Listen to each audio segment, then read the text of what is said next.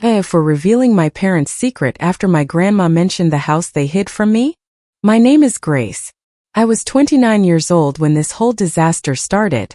I work as a senior project manager for a large logistics and supply chain company near the Loop in Chicago. I started right after college and I am still there 7 years later. I am not doing poorly, but it is nothing to brag about either. It is enough to live, pay my rent, and save if I get really strict. I live in a rented studio apartment in Logan Square. It has a tiny galley kitchen, a bathroom with old, cracked tiles, and a living space that sometimes feels more like a hallway. It is not pretty, but it is mine for now. My family situation is important because that is the root of the whole problem. My parents, Caroline and David, have always been complicated. When I turned 18, they sat me down at the kitchen table very seriously, as if they were about to deliver life-altering news.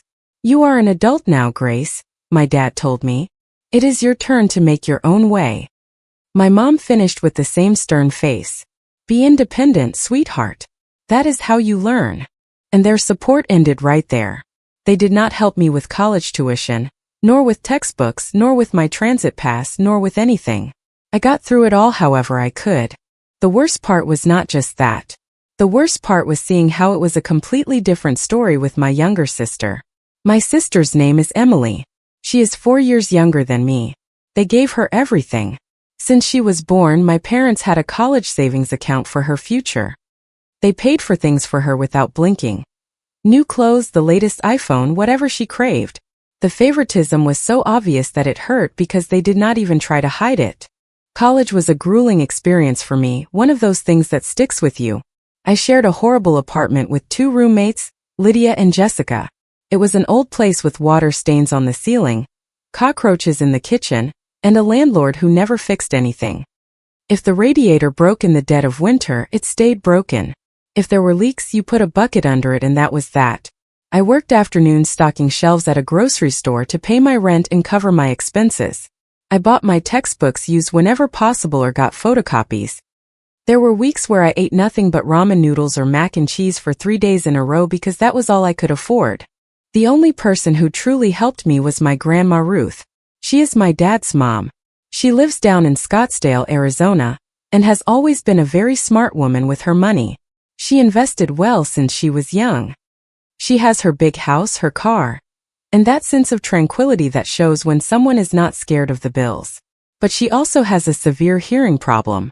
She uses hearing aids, yes, but she still struggled a lot with phone calls. She could hardly speak on the phone without getting frustrated. That is why almost everything between us was through text messages. Every few months when I was in college, I would get a simple text from her, as if it were nothing. "Sent you a little something, sweetie, so you do not go without." And suddenly I would see a bank transfer for $1,000, sometimes $1,500, sometimes up to $2,500. It was not always the same amount, but it was enough to breathe, to buy real food, to pay for printing at the library, to buy a new textbook without having to ask someone to lend me theirs. I cried every time, from a mixture of anger and relief. I would send her extremely long texts, the kind that come from the soul. "Grandma, thank you. Truly, I do not know what I would do without you. You saved me again." And she would answer with that tenderness that holds you up without a hug. "I am proud of you. You focus. Do not give up." Thanks to her, I did not have to take on 2 jobs like some of my classmates. I could go to my classes and finish my degree. Without her, I would not have graduated. It is that simple. And now, 7 years later, I was still working hard, saving every dollar. My dream was to have something of my own, not rented, but mine. I denied myself almost everything. No expensive dinners, no new clothes unless it was absolutely necessary, no vacations. I put it all into my savings account with the fixed idea that one day I would be able to make a down payment, even if it was for something small. With my family, on the other hand, I hardly spoke. My parents called me once a month, and it was not to see how I was, it was to complain about something. The traffic, their jobs, other people. Emily sometimes texted me, but most of the time it was to show off. I saw her Instagram stories. Designer bags, dinners at expensive restaurants, weekend trips to Miami, while I was in my old apartment counting my change for groceries. It made me angry, but it also made me feel guilty because Grandma Ruth was getting older. Her health was not what it used to be, and I did not visit her as much as I should. But I was always tired, truly exhausted. 10 hours of work plus the commute on the L train plus everything else. The weekend would fly by just catching up on life. Still, I texted her when I could, but it always felt like too little. Then my 30th birthday approached, and I decided to do something different. I sent a message to my grandma. Grandma, I want you to come. Even for a little while, I want to see you. I got excited like a little girl, thinking that finally I was going to have her in my living room in my life, not just on a phone screen. But she replied that she was not feeling well, that she had some health issues, and that she was not going to be able to fly to Chicago. I feel bad, sweetie, she wrote. But I already left your gift with your parents. They will bring it to you. I felt sad, of course, but I understood. Health comes first. The day arrived. I invited 3 friends from work. Megan, Mark, and Paula. Nothing complicated. Pizza, some craft beer, and a simple cake from the grocery store bakery. My living room looked small, but it felt cheerful. My parents and Emily arrived late, as always. They came in, and the first thing they did was start with their usual behavior. It is really tiny in here, Grace, said my mom, looking around as if she were inspecting a condemned property. My dad looked up at the ceiling fixture. The lighting is horrible, you can barely see. Emily did not even greet me. She dropped onto the armchair and started scrolling on her phone as if she were at home. They gave me their gifts. My mom gave me a cheap perfume, my dad a gift card to a chain restaurant I never went to. Emily gave me a book that did not even interest me. It was obvious they had bought it in a rush on their way over. Oh, and this is your grandmother's gift, said my mom, taking a box out of a bag. It was a beautiful vase made of heavy crystal, fine, the kind that feels expensive as soon as you touch it. She says she wanted you to have it, she added. Thank you, I said, although inside I felt strange. I did not know why, but it seemed like too much for just a random gift. They stayed for half an hour. I watched the clock. Emily did not let go of her phone. My mom complained about the traffic on the Eisenhower Expressway. My dad checked the time as if he were late for something important. Well, we are leaving now, my mom announced suddenly. We have things to do.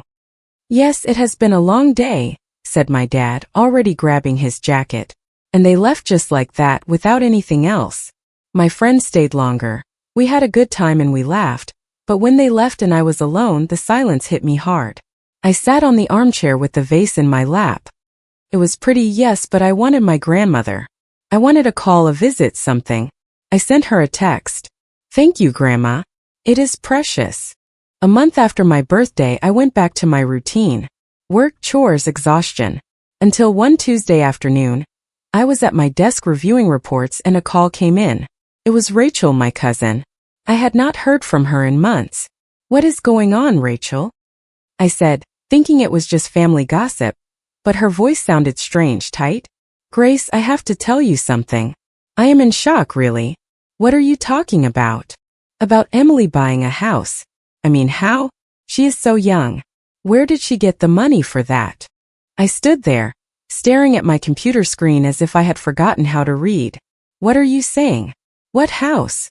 There was a silence on the other end, and then Rachel lowered her voice. Do not tell me you do not know. You really do not know. I felt my blood run cold. Rachel, I have no idea. 2 days ago was her housewarming party. It was huge, easily 50 people there. The house is really pretty. Not a mansion, but very nice. And everyone was asking about you. I was not invited, I said, a lump forming in my throat. I figured. And then listen to this. Your parents said that you did not go because you do not like gatherings, that you are very quiet, that those things make you uncomfortable. My face burned with shame. That is not true. And it gets worse, she continued. I heard your mom talking to mine. She said that you were jealous, that you were bitter because Emily bought a house so young. I felt such a surge of anger that my hands trembled. Jealous, bitter. I did not even know. Grace, that is so messed up, Rachel murmured. I hung up and held the phone in my hand for a good while. Emily, 25 years old, recently graduated, working part-time as a barista. How was she going to buy a house? It did not add up at all. The next day I called Emily directly. She answered on the third ring. Emily, I heard you bought a house. Why did not you invite me? She laughed. She actually laughed. Oh, Grace, you never go to those things. We all know that. That is not true. And you know it. If you had invited me, I would have gone. Come on, it is not a big deal. I took a deep breath, trying not to explode. Where did you get the money to buy a house, Emily? There were a few seconds of silence and then her voice changed. It turned cold. My parents gave it to me. What do you mean they gave it to you? Just like that. And it is not your business. I have things to do. And she hung up on me. The following months were torture. Emily uploaded photos of her house, her backyard, her new things. Thanks to my parents for making this possible, she wrote. Every post felt like a slap in the face. I remembered myself eating ramen, counting coins for the L train, while they were apparently saving up money to give her a house. Almost 3 months passed since that call, when my parents' wedding anniversary approached, 35 years. And although it sounds strange, I wanted to go. I wanted to be there for my grandma to get some closure, even if it was in a decent way. I bought them a nice gift, a high-quality frame with a photo from their wedding that I had printed and mounted. It cost me almost $150. For me, it was a significant expense, but I did it with intention. I found out the date and place because my mom posted them on Facebook. An elegant restaurant in River North, with a formal invitation and everything, as if it were a major event. They did not call me, they did not send me a direct invitation, nothing. But I thought, they are busy with preparations, surely they forgot. 3 days before the anniversary, I got a text from Grandma Ruth. I am feeling better these days. What a joy to celebrate your dad and mom's anniversary. It will be so nice to see you in person again, sweetie. You have no idea how excited I was. Finally, I was going to see her. Finally, I was going to sit with her. Finally. The next day my mom called me. Hello, Mom. I am all set for Saturday. I already bought something for you and Dad. And then her voice sounded strange, uncomfortable. Grace, we need to talk about Saturday. Yes. What is wrong? We made some adjustments and decided that we do not want you to come. I felt dizzy. What do you mean you do not want me to go? We had to reduce the number of seats and, well, you do not need to be there. You can come to the house another day to congratulate us. Why do not you want me there? But she hung up on me just like that, as if it were nothing. I sat on the edge of my bed with the phone in my hand, unable to believe it. Before, I would have stayed home swallowing the pain, but not this time. Grandma Ruth was going to be there. She was waiting for me. I was not going to allow my parents to hide her from me. The next day, I sent their gift by courier with a note. I hope you have a nice anniversary. On Saturday, well into the afternoon, to avoid the worst of the traffic, I got ready, put on my best dress, did some simple makeup, took my car and drove to the restaurant. When I entered the private room, I saw about 40 people at tables. Grandma Ruth was at the front at a main table. She looked smaller than I remembered, but she was wearing a beautiful blue dress, her hair was perfectly done, and she wore a diamond necklace that caught my attention because I had never seen it on her before. As soon as my parents saw me, they panicked. My mom approached me quickly with a fake smile plastered on her face. Grace, what are you doing here? I told you not to come, she whispered, barely moving her lips. My dad arrived behind her. This is not the time, please just go. I was about to answer when my grandma saw me, and since she does not measure her volume due to her hearing problem, she shouted it with joy in front of everyone. Grace, my beautiful granddaughter, how wonderful to see you. All heads turned. My parents went stiff. And my grandma, happy, continued commanding the room as always. David, Caroline, bring Grace over here right now so she can sit next to me. I have not seen her in years. With people watching and forced smiles, my parents had no choice. They took me to the table. Emily was seated on the other side of my grandma. As soon as I sat down, they made her move over.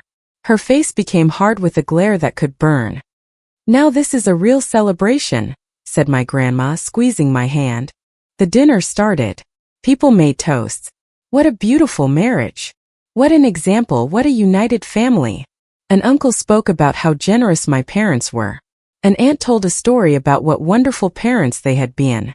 I listened and inside I thought, who are they talking about? Because it is not my parents. My grandma squeezed my hand every little while. I am so glad you came, sweetie. I looked at her and felt like crying. She looked tired, but her eyes were still alive, still firm, as if she could still see everything, even if others tried to hide it. Halfway through the dinner, after they had served the main course, my grandma turned toward me and, as if it were the most normal thing in the world, she said it. Grace. And how has it been going living in the house I gifted you for your 30th? It was as if the air had been sucked out of the room. Total silence. I felt my heart pounding in my chest. I leaned close to her ear and spoke slowly and clearly. Grandma, I do not know about any house. My parents gave me a vase. They said it was from you. My grandma's face changed. First with confusion, then with anger. A vase? What vase? And that was when I heard the sound of 2 forks falling at the same time. I turned. My parents had dropped their silverware. My dad's hands were trembling. My mom was white as a sheet, her eyes shiny as if she were about to cry right there. People started looking at us. Some had their mouths open, others glanced between the main table and my parents, trying to understand. Grandma Ruth sat up slowly and turned toward them with the hardest look I have ever seen on anyone. David, Caroline, are you going to explain to me right now where the money I gave you to buy a house for Grace ended up? Nobody breathed. My dad tried to be reasonable, his voice cracking. Mom, we should talk about this in private. No, she cut him off. I want to know right now. I gave you the money 3 months ago. I spoke with the real estate agent. I signed the documents with the title company to have the deed put in Grace's name. I gave you the keys so you would hand them to her on her birthday. Where is that house? My dad stood up. The chair scraped against the floor, his whole body trembling. My mom was already crying, covering her face with a napkin. And then my dad said it, as if the words were being ripped out of him. Mom, we gave it to Emily. Gasps were heard around the room. A glass clinked against a plate. Someone put down their cup too hard. My grandma turned red with rage. What? Emily stood up abruptly, as if she were the victim. That house is mine. My parents gave it to me. I am not giving it to anyone. Emily, sit down, my grandma shouted. No, I already live there. It is my house. And that was when everything turned into a spectacle. People were watching, some taking out their phones. I saw it. I saw it clearly. Some were already recording. Emily was crying and screaming, saying that nobody was going to take it away from her. My parents were paralyzed and I could not even speak. I felt a mixture of rage, shame, and a sadness so old that it felt like a habit. My grandma stood up calmly, but that calm was terrifying. David, Caroline, come here. My parents approached slowly like scolded children. My grandma touched her hearing aid, leaned toward them, and for the first time all night she lowered her voice. She almost whispered. I did not hear what she said. Nobody heard it. But I saw my dad's face turn even paler. I saw my mom cover her mouth as if she were going to be sick. I saw my dad nod quickly, desperately. After a couple of minutes, they returned to the table with the look of someone who has just seen a ghost. My dad stood up and spoke to the room with a trembling voice. Thank you all for coming. We truly appreciate it, but we have to end the gathering now. It is time for you to go home. People started getting up, murmuring. I heard bits of conversations. How awful. Did you hear about the house? Poor girl. How could they do that to their own daughter? Emily was still crying, but she was no longer screaming. She just had her face in her hands. I turned to Grandma Ruth. Grandma, do you want to leave with me? You can stay at my apartment. She squeezed my hand. Yes, sweetie. I do not plan to stay with them after this.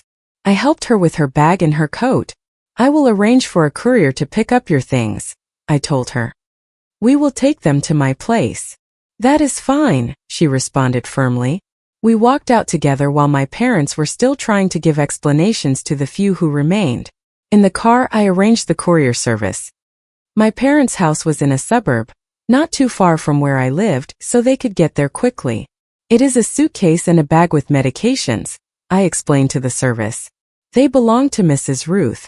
Please make it clear that it is for Grace. We arrived at my apartment. My grandma sat heavily on the armchair. She looked exhausted, as if all that rage had taken its toll. A couple of hours later, as it was getting dark, The courier arrived with her suitcase and a small bag with her medications. I gave him a tip and brought everything inside. All set, Grandma, you have everything. She looked at me with a sadness that broke me. Thank you, Grace. What a good girl you are. Forgive me. It took me too long to see your parents for who they really were. That night we talked like never before. I told her my whole life. About college, about my jobs, about the shared apartment, about my parents cutting off all support at 18. I told her about Emily and the preferential treatment. Then we went back to the dinner. I could not let it go. I do not understand how they thought they could hide this from you, I said. Did they really believe you were never going to find out? My grandma sighed tiredly. I think they were waiting for me not to live long enough to find out. They have seen my health decline. They thought I was going to pass soon, or that I was not going to be able to travel anymore. My chest tightened. That is horrible. There was a short silence. Then she spoke with a coldness that surprised me. Your dad sent me photos. He showed me images of your house. He told me you were happy, that you loved it. I believed him because he is my son, and because I wanted to believe. I got up, went for the vase, and put it on the table.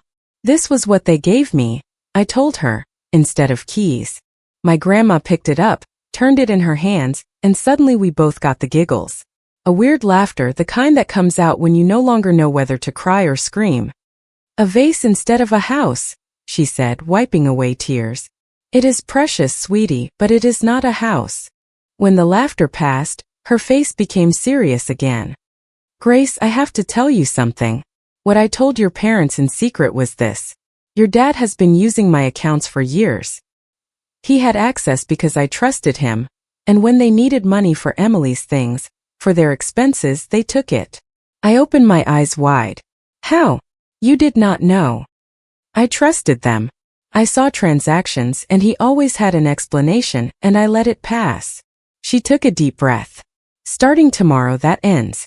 I am going to remove their access. I am going to change everything. Passwords, authorizations, whatever is needed. I did not know what to say. My hands were trembling. And not only that, she continued, I am also going to change my will. Before, I plan to distribute it among all of you. Not now. Now the main part goes to you. I felt my eyes burning. Grandma, do not settle for words, she told me, soft but firm. If someone wants to fix something, they show it with actions. Your parents and Emily are going to receive the legal minimum, she added. Enough so they cannot contest the will and say I forgot them. But nothing more.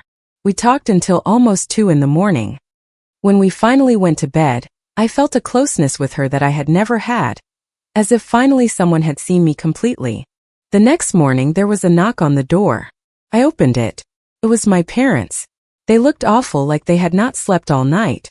My dad was holding a keychain. This is for you, he said without looking at me. The house keys. I took them without saying anything, not because I forgave them, not because it gave me any pleasure. I took them because they had belonged to me since before they decided to play this game, and it was clear that my grandma had closed a door on them that they could no longer force open. That same day, I left early to avoid traffic and took my grandma to O'Hare Airport. She was flying back to Arizona to sort out the bank and will matters with her attorney. We hugged. I will see you soon, she told me. Yes, Grandma, now you will. Afterward, I went straight to see my house. My house. It was in a quiet neighborhood in a nearby suburb. It was a small, pretty bungalow. It had a little garden in front and some flower pots under the windows. It looked well kept. When I entered, I realized something that turned my stomach. My parents had chosen it thinking of Emily, not me. The kitchen had little pink accents. The bedroom was painted lavender, Emily's favorite color. There were even things arranged with that idea of a spoiled girl. But it was mine. Legally, it had always been mine. The first thing I did was call a locksmith and change all the locks. Then I called my landlord to give my 30-day notice that I was moving out. I was going to my house. A week later, Emily arrived. She knocked hard, as if she were still in charge. I opened the door and saw her. She looked terrible. Messy hair, her face swollen from crying, wrinkled clothes. Grace, I need to talk to you, she said, with a voice that was trying to sound sweet, but it did not come out right. What is it? I am living with our parents again and I can't stand it. They are forcing me to look for a full-time job. They are not giving me money anymore. They spend all their time fighting about everything. A cold rage ran through me. Let me live here with you. Just while I get on my feet. Just for a little while. I stood there looking at her, not believing the audacity. No, Emily. This is my house. But we are sisters, she insisted, starting to cry. Sisters are supposed to support each other. I took a deep breath. Sisters do not steal a house from each other. Sisters do not hide things. Sisters do not exclude each other.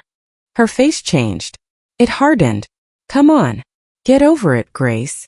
I already have, I told her. That is why you are not coming in. And I closed the door. In the following weeks, my parents tried calling me again and again.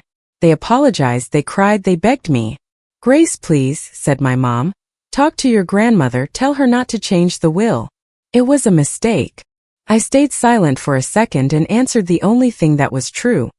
You are not sorry you did it. You are sorry you got caught. And I blocked their numbers. 6 months have passed since that anniversary dinner. I have not spoken to my parents or with Emily. And the strangest part is that I do not miss the drama or the comparisons or that constant feeling that I was never enough. My house already feels like home. I painted over the pink and the lavender. I put in colors that I actually like, calm, neutral tones. I bought furniture that suits me, and in the backyard I started a small vegetable garden. It is nothing big, but it gives me pleasure to watch it grow. The best of all is that now I visit Grandma Ruth often. Every other weekend, I fly down to Scottsdale. We sit and cook, we watch old movies, we talk for a long time. She is teaching me how she built her wealth, what decisions she made, how she took care of her money. A month ago she looked at me with those bright eyes and told me, "You are the granddaughter I always wanted. Smart, hardworking, and honest. Your sister was raised to demand, but you turned out different." Last week, my grandma's attorney called me to notify me that the new will has been formalized. When she is gone, hopefully in many, many years, I am going to inherit almost everything. My parents and Emily are going to receive a little less than $5,000 each, nothing more.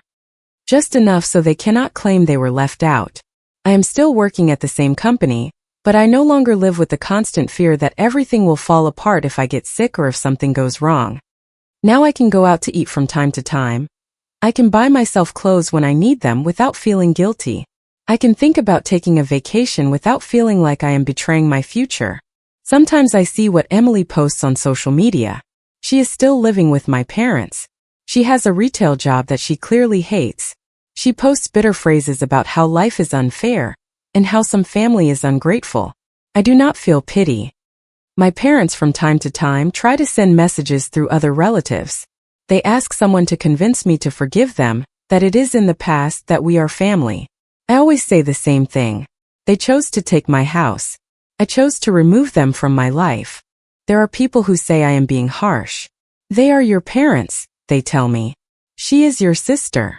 But I learned something I should have learned when I was young. Being family does not give them permission to hurt you.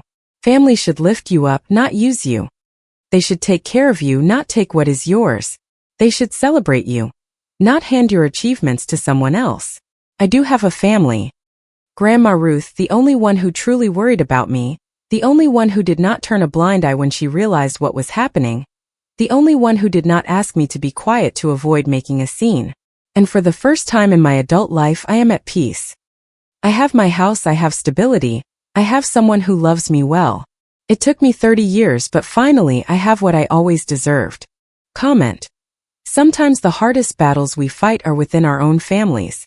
Realizing that sharing DNA does not give anyone a free pass to mistreat you is a powerful step toward freedom. It only takes one person who truly sees your value to help you find the strength to stand up for yourself. True courage often looks like quietly packing your bags, changing the locks, and choosing your well-being over the drama. Healing begins the moment you decide your peace of mind matters more than keeping up appearances. Remember that real family lifts you up and celebrates your wins instead of taking credit for them. Do not feel discouraged if your justice or your happy ending seems to be taking a long time to arrive. You have the power to paint over the colors you hate in the parts of your life that hurt and build a life that actually feels like home.